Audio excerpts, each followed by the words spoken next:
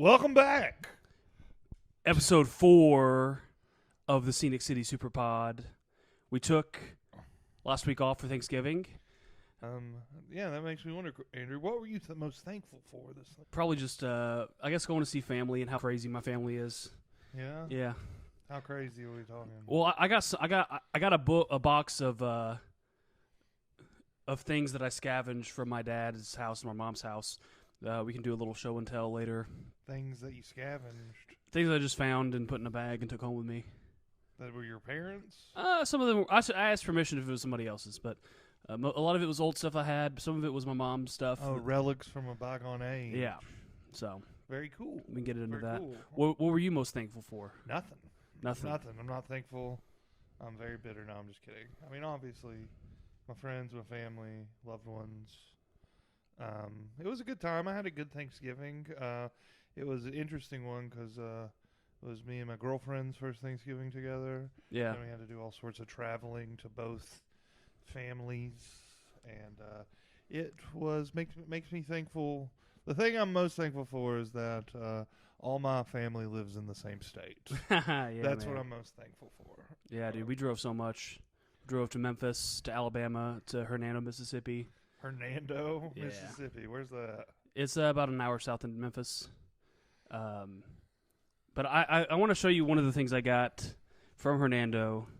Probably the coolest thing I picked up From Hernando? from my mom's house.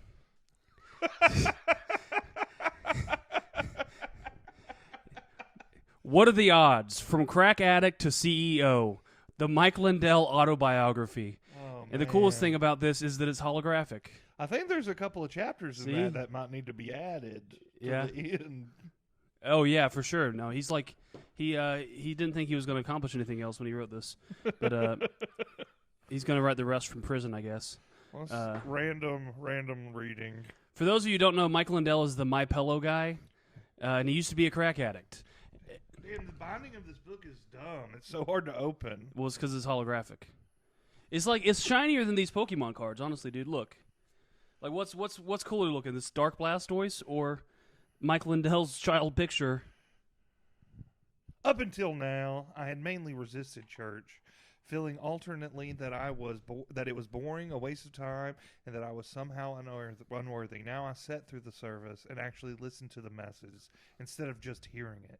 I didn't understand all the preaching and wouldn't for a long time, but I knew I had come to a place of peace and healing.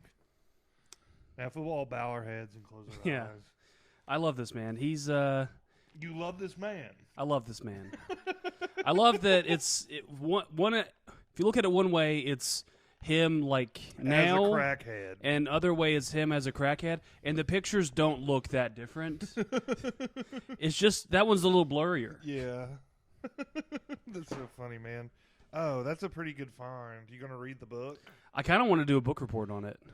The casing on this is just, whoever agreed to do this, the book is so hard to open. You can't even open it with one hand because of the casing. Yeah. Well, that's a pretty interesting find. You get anything else? Let's see what else I got. I got this. This was my fireworks stand staff manager lanyard. You were a manager? I was Mr. Manager. Mr. Manager. Yeah. That's pretty cool. How long did you work at a fireworks stand? Like probably a total of 8 weeks. Did you ever sell any fireworks? Oh, and you made it all the way to manager Yeah. in 8 weeks. Did you ever sell any fireworks to anyone who mangled or? Oh, dude, I'm sure we did. We Mangled sold them? fireworks in Fayette County, north of Memphis. We shouldn't put things on top of the Michael Lindell book. It's disrespectful. Well, it's also going to hurt. It's going to hurt it at auction. I need to get it autographed. A few other things I got a bunch of baseball cards. I got a Yogi Berra jersey card. Hey, boo-boo. Hey, yeah. He's named after the cartoon. A few other things. I got Barry Bonds. Are these worth anything? I don't know. Probably not really much. Have you looked into it? I can't find it. The listing for that one. Interesting. I got a Barry Bonds card. Sammy Sosa. Hey, Chipper Jones rookie card. Chipper Jones rookie Pretty card. cool. It's worth like $3. And then this was my favorite card growing up. Probably no one remembers this guy that much. But longtime Atlanta Braves second baseman Marcus Giles autographed back card. So that's pretty cool. Those are the main ones. I found a bunch of other like Yu-Gi-Oh cards. Oh wait, so this is a piece of his bat? Yeah, and he autographed it. That's pretty neat. I found a hockey puck from the now moved on Atlanta Thrashers. I don't think I've ever actually held a hockey puck. Is this like a real puck? I think so. I don't know. It's like I honestly don't know. Dang, it's got a heft to it. Yeah. Got a phase shifter Boss PH3 and DS1 distortion pedal Boss. Let's see. 2 crumpled $1 bills. From when? Let's see. Yeah, look at the date.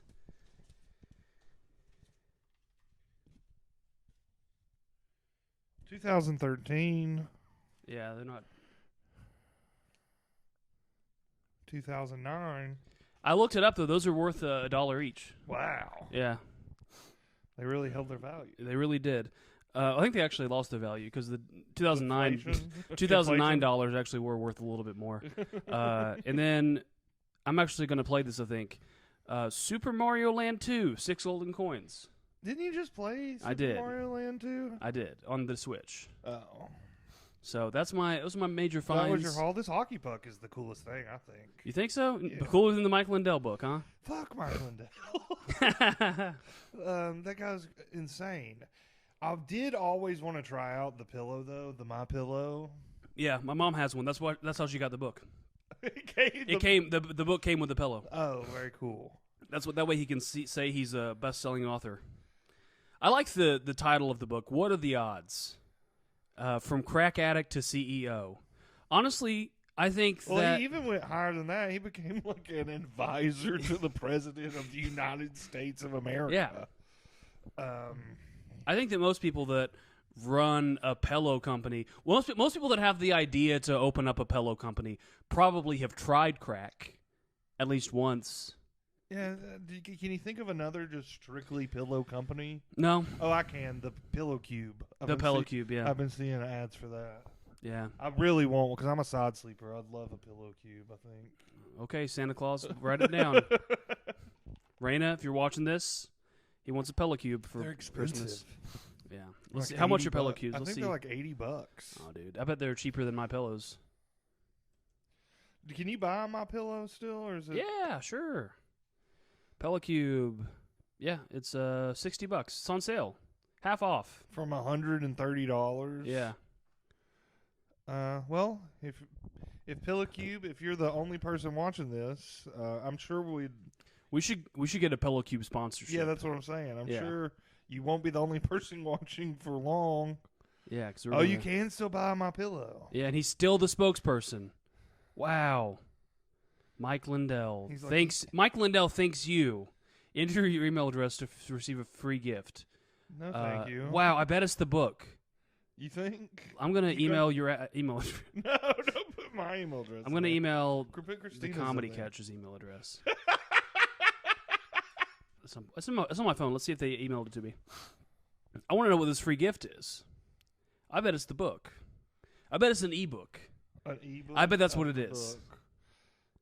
Which really sucks because the best part about this thing is the cover. Yeah. No email yet from my. We'll keep you posted. Well, pretty good haul. I got nothing from my parents' house when I went there. You weren't trying hard enough, man. My parents have moved since I was a kid. Your dad still lives in the same house, right? Yeah, I just entered in his home phone number that I remember from when I was a child. My dad still has a home phone. I think a lot of older people still have home phones. Does your parents? No, I don't think so. My grandparents do. Yeah. They definitely still have home phones. You also get these just random assortment of baseball cards. Yeah, baseball cards, Yu-Gi-Oh cards. I'll show you another good one. Look at that guy, Deion Sanders. Oh, Neon Dion for the Braves. Javi Lopez. Future coach of the Colorado Buffalo. Heard. Yeah, so overall, some interesting stuff. Some other things that I happened. didn't know he played for the Yankees. Did he? I didn't know that either. 1989, 1990, he played for the Yankees. How many years did he play baseball? I don't know. This is a 2000 and... Oh, no, it's a 93 card, I meant. 1993. Played for the Yankees in 89 and 90, the Braves 91, 92, and 93. I don't know how long he played baseball. Probably not as long as he played football. Yeah. Javi Lopez, that's a name I remember. Yeah, long-time catcher. 6'3", 185 pounds. People were built different back then. The 90s and Yeah. the early 90s. Yeah. So you may not like it, but Javi Lopez is what peak physical fitness looks like. What it used to look like. Dude, I don't know. Maybe it's because I'm friends with comedians. I don't know a lot of men who weigh less than 200 pounds now. Right, for sure. If I like got down to like 220, I'd be like, oh my god, I'm in great shape. I mean, you probably I would be in really good theoretically shape. would I'd be like down 45 pounds. It's a lot. Yeah. Well, what Another else thing we did over Thanksgiving was we went to the Tennessee Vols game. Oh man, Vols Yeah. v Vanderbilt, Vandy. Yeah, we sat next to a bunch of idiots.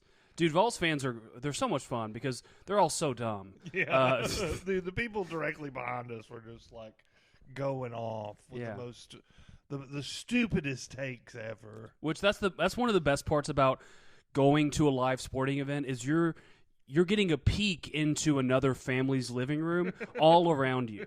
Yeah, every single guy over 35 in that stadium thinks he could coach football at a higher level. Oh yeah. Than Heupel could. Stop running the screens, Heupel. Yeah.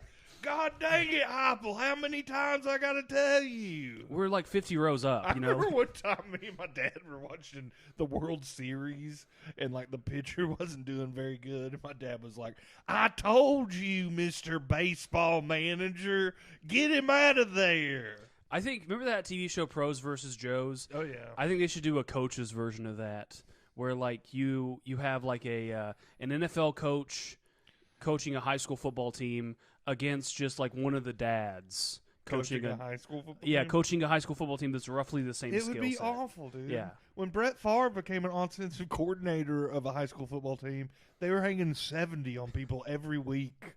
Yeah, scheming people, dude. One thing you can say about Brett Favre, he's great at scheming. At scheming. He's yes. a great schemer. Yeah, he really is. He really is. What was he like? Stole some money. He took some. He defrauded the welfare system of Mississippi. Well. Mike Lindell probably heralded him as a hero for that. It's so funny because the people of Mississippi is like, we can't feed the poor. We got to build the new welfare is for Brett Favre.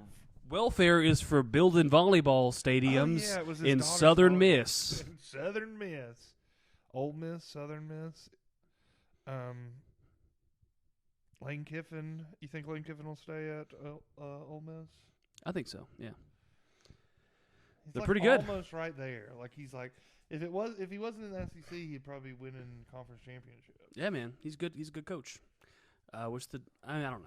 I don't want to say I wish he would have stayed with the Vols because he's a piece of shit. We only had him for that 1 year, dude. I was so mad. I remember being in college and like walking into like the common area, and like people were watching TV, and it's just like, oh, Lane Kiffin snuck out in the middle of the night. He took his baby Knox that he named after the city. Yeah. And they like a thief in the night, they were gone. Dozens of college co-eds are heartbroken after their boyfriend just left them. Urban Meyer always dirtballing. Yeah. The thing that I thought was funny, though, was when we were driving back, what you said about, I'll turn this car around. Oh yeah, that was funny. It's so funny. I don't know if you ever had parents that do the turn the car around thing. If y'all don't straighten up, we'll turn this car around.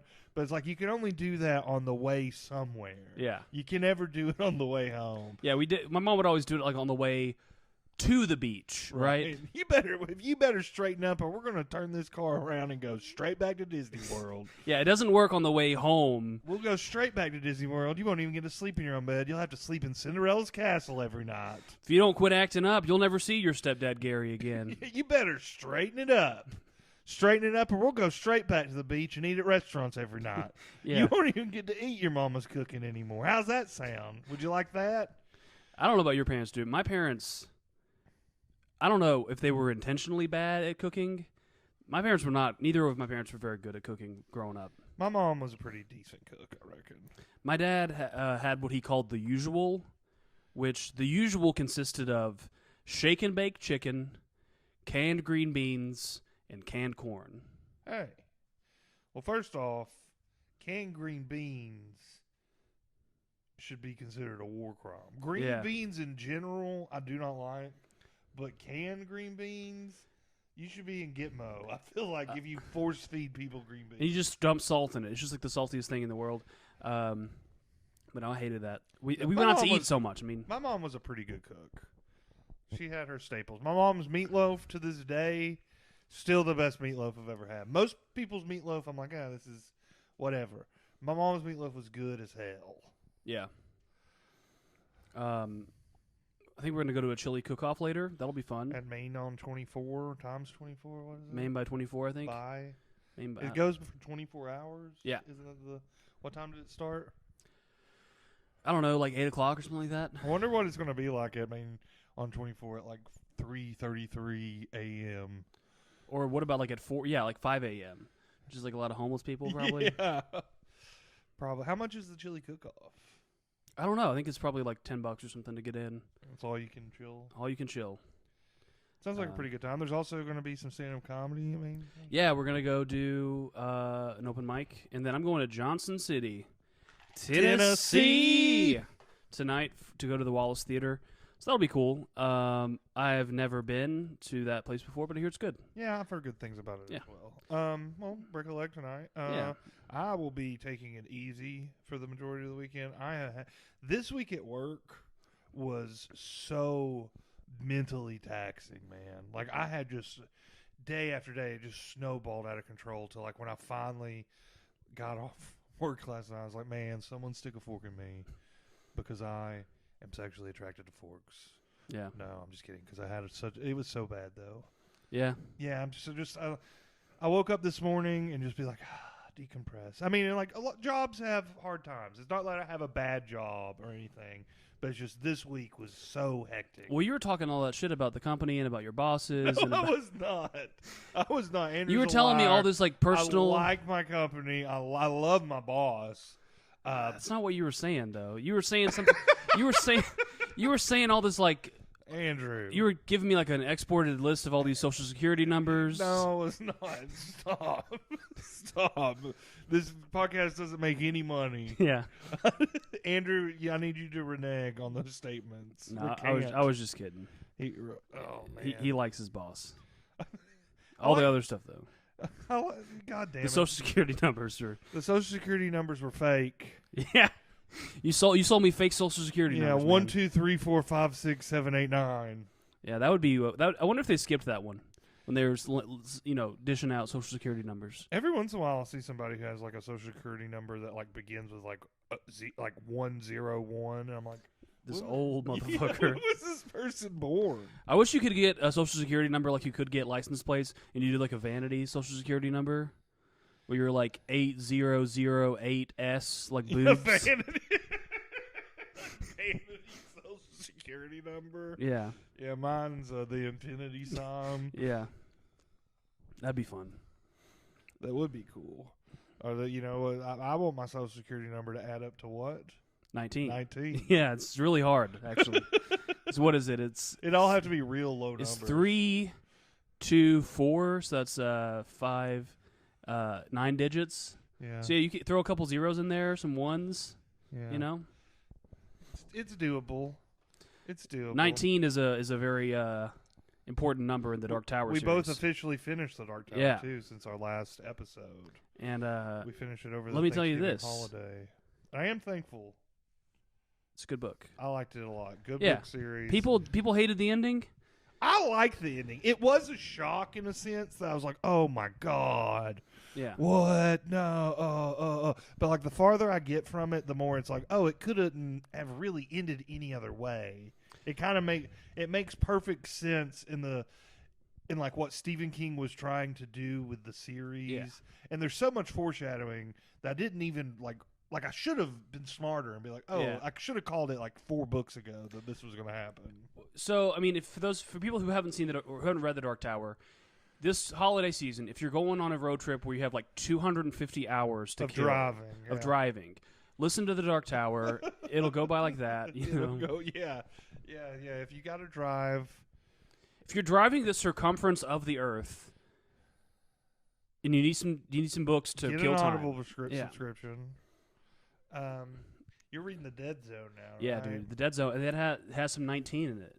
What? Yeah, it has a little bit of 19 in there. Wait. The Yeah. Dead Zone was like way before. It's got a little 19 in there. A little 19 in there. I'm listening to No Country for Old Men. Yeah. By Cormac McCarthy. Great book. Cormac McCarthy, dude, I love Stephen King, but Cormac McCarthy, he's like literature, you know? Yeah, it's much more highbrow. Yeah. But I mean, whatever. It's good. They're both good. Yeah. I mean, but also like all Cormac McCarthy books are short as hell compared to Stephen King's books. Doesn't he also? Well, so you're listening to it, but like, here's Blood Meridian. He doesn't use periods. Well, no, he doesn't. This one, he doesn't use quotation marks. One thing that I've noticed is like he doesn't do like and thens or like after. Like he'll just like for real. This will be a paragraph. It'll be like he walked into the room. He opened the refrigerator. He got out the milk. Yeah. He took a drink of the milk. He took the milk back into the refrigerator. He looked out the window. He thought to himself. Right. You know, and it's just like there's no like it's just it's choppy. Yeah. But I guess it's like maybe like cutting of the fat type of thing. Yeah, and like with Stephen King, like you can, especially when you're listening to books like by Stephen King, you can like zone out a little bit and still like keep up with what's going on. McCarthy's very dense. Yeah, if you're like very, zone out, very dense. If you zone out during Cormac McCarthy audiobooks, you got to like, go back 30 seconds a few times, catch back up. Me and my mom, we went to New Mexico a couple years ago, drove there, and we listened to Blood Meridian, at least like half of it. I thought y'all listened to Misery. We listened to both, dude, because it was a 20-hour drive. One way, 20 hours each way. So we listened to all of Misery and half of Blood Meridian. Dang. Yeah. What did your mom think of Blood Meridian? She really liked it, but man, it's a brutal book. It's very brutal. Even more brutal than The Hobbling? Yeah, I think so. Yeah, dude. It's like scalping and shit, The Hobbling is super brutal. Ugh. Well, she does it. She does it cuts him off differently. with an yeah. axe Yeah, in the book, it's different. Yeah. Ugh. In the movie, she just uses Breaks a his hammer, legs. which I think that's a good change for the movie. Yeah. Because in the movie, you like, it's too graphic. I think, and like it wouldn't back within it. I don't think he could look real. Had to cut off his leg or foot. Yeah. Yeah, dude. When she in the movie, or is it Kathy Bates? Yeah. When she like takes the wooden plank, it's just dread. She uses a croquet mallet to fucking smack, and then his leg just goes ka-choo, bends like an elbow. Yeah, that was really good, like practical effects. Oh yeah, man. I don't. Maybe they could have done the cut off scene, but I just think that the hobbling scene in the movie was They would so probably good. have to do it. It's one of those things where it's like she's coming down with the axe right before it hits. It cuts to him screaming. Yeah, like, you know what I mean? right. And you hear the sound, and then you see his leg and his foot separated. Yeah. But like the actual cutting off, I don't know how well that could have been done. I also don't think do they do this in the movie where they cut his thumbs off? No. Yeah. She Spoiler alert. Why does she cut his? Doesn't he need that for typing? Well, he doesn't need his thumb so much. He needs his fingers, but not so much his thumb. Why does she do that for? So he can't what? Well, just to punish him, I think. Man, that one really is Stephen King being like, all right, some of y'all motherfuckers are crazy. Yeah. So some of y'all need to chill out a little bit. Yeah, like Misery's kind of like Stephen King's Forgot About Dre. They're like, Stephen King don't got it no more. Or like, what was that one? The Stan, the Eminem song. Remember? And it's like, please don't come and undo why I got out of bed at all. Stan? Yeah, is that the name of the song? Stan, yeah. Or he's like, dear Eminem. Yeah. I tried to talk to you. And you Oh didn't yeah, want no. to talk to me. Stan is definitely the what's Kathy Bates' character in that movie and book? Annie Wilkes. Annie Wilkes. Stan is the Annie Wilkes of Eminem. Like Misery is if Stan like discovered Eminem laid up on 8 Mile Road and like takes him in. It's like, I didn't like how you ended the Marshall Mathers LP. I need you to rewrite it. Yeah, man, for real. For the Marshall Mathers LP too. Yeah. Well, you were telling me earlier about something that happened with you at the gym. Oh yeah, man. Okay, so here's the thing. I don't know what's going on with people being crazy in public all of a sudden, but people just need to. I don't know. People have been crazy lately. There's seems to be an uptick in craziness. I think they're putting more fluoride in the water or something. People got stronger teeth, and now the hormones in the chicken. Yeah, they get all bold all of a sudden. But no, I was working out at the gym, which obviously my physique indicates that I do that a lot. But I was lifting weights, and this guy who's probably like in his early to mid 20s, is working out next to me. He says, "I'm doing shoulder press." He's like, "Hey man," I'm like, "What's up?" I take my headphones out. He's like, "Hey man, nice form." I'm like, Thanks. Thanks. He's like, "What are you training for?" I'm like, "What?" He's like, "What are you training for?" I'm like, "I don't know, man. Nothing. I guess nothing. I guess I'm just trying to get in." Buddy.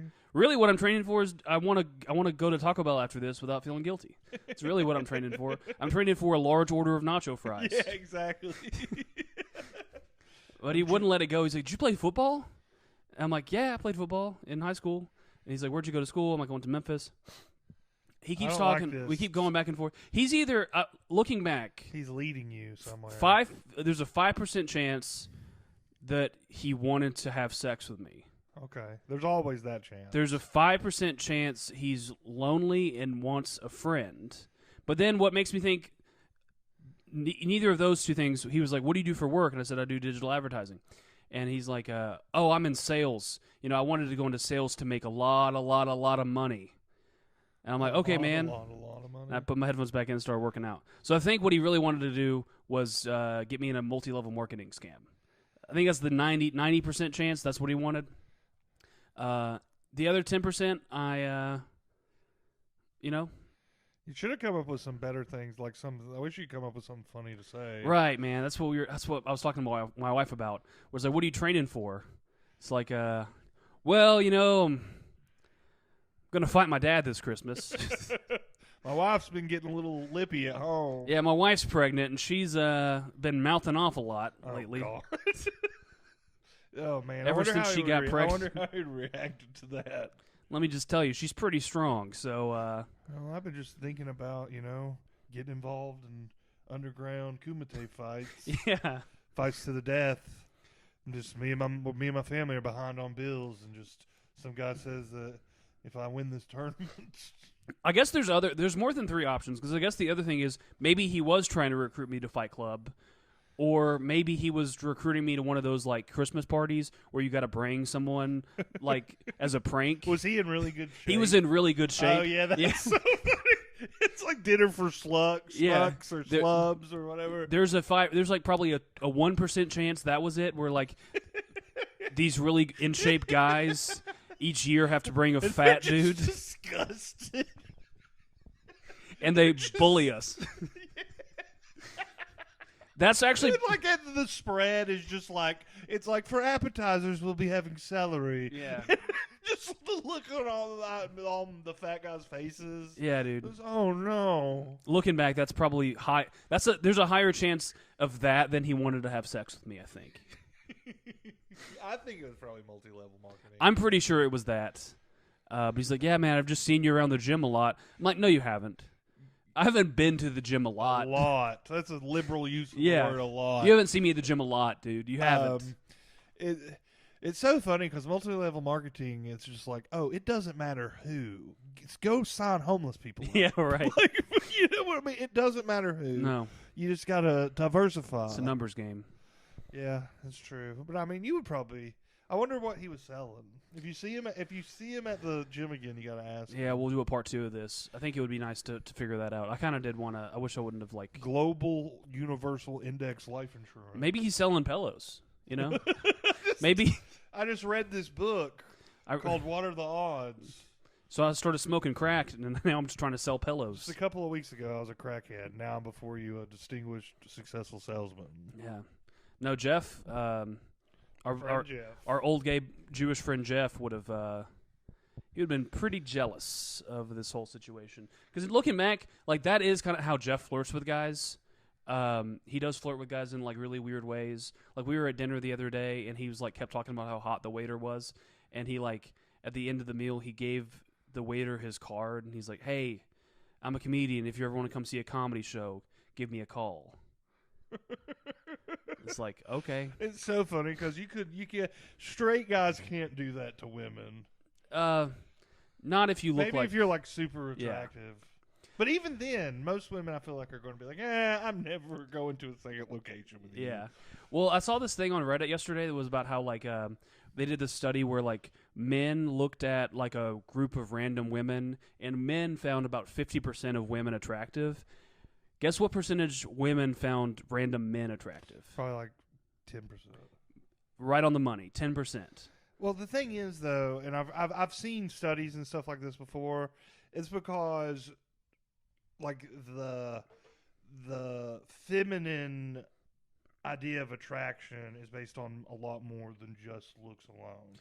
So it's like you got to be like for like every woman in the world to find you attractive from afar, you've got to be like like a top 10% physical looking. But like once a woman gets to know you and has met you, and it's like personality and a lot of stuff going more from what I've read. But we should start a podcast that's about like red pill. We're going red pill, baby. There's a huge market for it. Yeah, we're just following the money. Yeah, it's like, well, let's tell everybody what women want. Yeah, let's tell women what they want. I stand by that. No, you're right.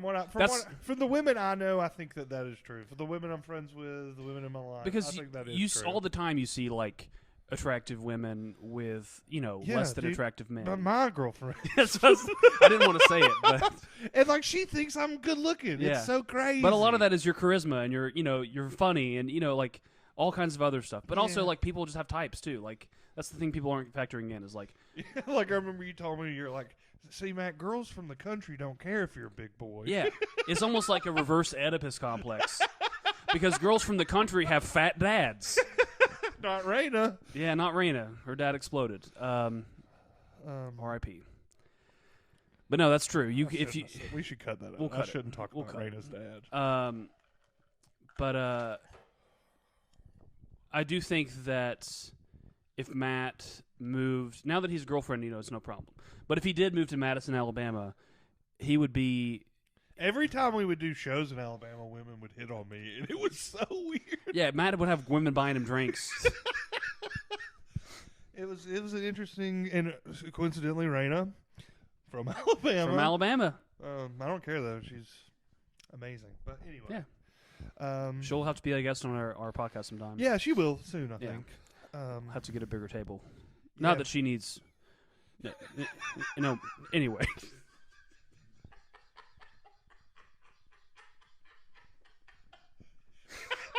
For us, we're at max capacity for this table. We're hanging over the sides as it is, God damn, dude, that's so funny. I see your Christmas trees getting up. Yeah, we got it lit up. We don't have any ornaments yet. You got lights, no ornaments, no thing at the top. Do y'all put some at the top? Oh yeah, we put some. You star household or an angel household? We put the Star of David on top, just to kind of combine all the holidays. Yeah. We put a. My family was an angel on top of the Christmas tree family. Yeah.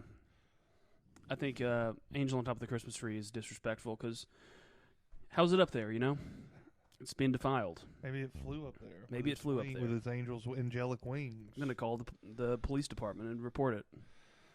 Dude, I forgot to tell you about this. So yesterday, I'm working from home on Friday.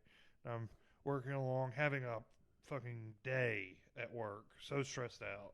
Click, click, click, click, click, click. And I get a... on my dun dun dun dun dun dun dun on my door, and I'm like, huh, who's here? So I look out the peephole, and there's just an old man sitting on my porch. I open the door, and I'm like, hey man, can I help you? And he's like, hey, I'm your neighbor. And I'm like, oh, next door? And he's like, no, the other one. And I'm like, what? The other one? There is another one. What are you doing? He's like, well, hey, I'm just your neighbor, and I've locked myself out. I don't have my keys, and I need to get back to Erlanger to get my keys. I was wondering if you could help me out. And I was like, your keys are at Erlanger? And he's like, yeah. And I was like, well, I'm working, man. I'm sorry, but I can't give you a ride to the hospital right now. Erlanger, if anyone's on Chattanooga, is the hospital downtown. And he's like, I can't give you a ride to the hospital. I'm working. I'm sorry. I'm real busy. He's like, oh, well, do you have any money for the bus? And I was like, no, I'm sorry. I don't have any cash here. I wish I could help you out, but, I hope everything works all right. And then I left the door, watched him walk away. And he just walks all the way down to Dayton Boulevard and then turns right. And it's like panhandlers They're going door to door. They're going door to door now. What a genius idea. What a genius idea. He didn't get anything from me. I would have probably gave him a couple bucks if I had something. You know, that guy was probably an angel.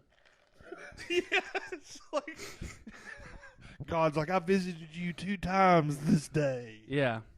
My mom thinks that everybody who's helped her out is an angel. And she's... You've told me about this before. It's so funny. Yeah, well, no, it is fucked up, honestly. When I was like probably like 6 and my brother was 3, we were driving home late one night and we got a flat tire, and an old black man pulled over and helped my mom change the tire. And to this day, my mom is convinced that man was an angel. And I think it's maybe a little racist. It's definitely kind of racist. It's like... it's more likely that an angel has come down from Most High and helped me change the tire on my car. Than an old black man. Than an old black man would help me. Yeah, that's racist. Yeah. Sorry, Andrew's mom, but if you watch this. I've been talking about this, though, but my mom, she doesn't really believe in the supernatural unless it applies to religion. Yeah. So, she doesn't believe in ghosts, but she does believe in demons. Right. So, my dad's house, was built in, the late 1800s, and she was convinced that there was, something paranormal going on, but she doesn't believe in ghosts, so she's like, the house isn't haunted, it's possessed. It's that's worse. You're not comforting your children. We're afraid the house is haunted. It's it's not a ghost. It's a demon. Or the other thing I've been saying is we think there's a monster under the bed. It's it's probably not a monster. It's probably just the devil. Right. I was talking to Donnie about this. It's kind of it seems that Christians kind of just break up the supernatural into 2. It's either good and holy, or it's the devil and evil. Yeah. But it's remember in Exodus when before the actual exodus of the Jews from Egypt, Moses went to the Pharaoh, and the Pharaoh, he was like, I've got God on my side, and the Pharaoh was like, oh yeah, well I have magicians, and then his wizards come up, and the wizards throw their staff on the ground, and it becomes a snake. The Bible is and then it became a snake. I thought Moses did that. Well, then Moses throws his down, and it becomes a bigger snake that eats the other snakes. And it's just interesting to me because it's oh, so the Egyptian gods were real. That's what you're telling me, is that they're. It's no wonder when Moses came down from Mount Sinai or whatever, and they were worshiping Baal, the bull, the golden calf. Yeah. And it's well, of course they're worshiping. They've seen it work. Yeah, right. You know what I mean? It's just weird to me that the Bible, and then Donnie, because he's he's got a lot of biblical knowledge, was telling me about all these other times where this one time the Israelites were at war with the Mennonites or some country that I don't know, but it was some Middle Eastern country. And the Israelites are winning the war. Some Middle Eastern country. What? Not not even a real country today. I know, but of the time. But of course, so it would be an Asian country or something. Right. Yeah, it's redundant. Okay, but anyway, the Israelites are winning the war, and then the king of the other army is like, oh my gosh, we're losing. He goes and he grabs a baby and sticks the dagger into it and sacrifices it to his god. And then the tide of the battle changes and the Israelites lose. It's just so crazy. So it's like their God was real. And Yeah. I was like asking Donnie about it. He's like, yeah, but like in Christianity, they're like, oh, that wasn't a real God. That was just like the many faces of the devil or the dark sidedness. Interesting. But it is really interesting because it's just like, oh, like it's only one of the few places, like especially when you get into the New Testament, you don't see like, oh, other stuff is real. Yeah. But like in the deep Old Testament, like the mythology behind it all, Yeah. is kind of interesting. Yeah, for sure.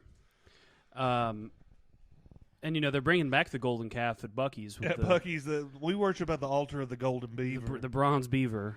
You all. It's against the Ten I Commandments. think it's funny that they have that beaver statue everywhere. Yeah. So, at every Buc-ee's location. So there's like just a plant or an artist or something who just like day after day just casts idols, casts the bronze idol of the beaver. I want to get a group together at a local like Pentecostal church and try to go Shout down the beaver. Yeah, topple the beaver statue, the beaver idol. They could be good this Christmas. Let's topple it. This Christmas, it's the reason for the season. Yeah. I'm doing my Christmas shopping at Buc-ee's. Dude, a lot of people are. I want to see. I wish we would have gone down to Buc-ee's for Black Friday. You know, we've been to Buc-ee's a lot. I have never done a deep dive into the like department store section. The merchandise? Yeah. Yeah. Like we're always in the food and gas station bathroom area. But I never go into like, oh, let's look at their Christmas decorations. We should do it. We should do it next time. We should film it. Well, we're just always in a hurry. Yeah. On the way back. Well, even on the way back, it's normally like 1 o'clock in the morning. On the way back, let's make 20 minutes and explore Buc-ee's. Yeah, we got to see what there is to see. So, well, dude, I think this has been a really good one. It's been a lot of fun. I think we're gonna go try to get some chili before they're closed up. Yeah, we're gonna go have a good time, enjoy our Saturday here the Christmas season in Chattanooga, Tennessee. Yep. Thanks for listening, both of you who were listening. Yeah. Raina. Yeah, it's good.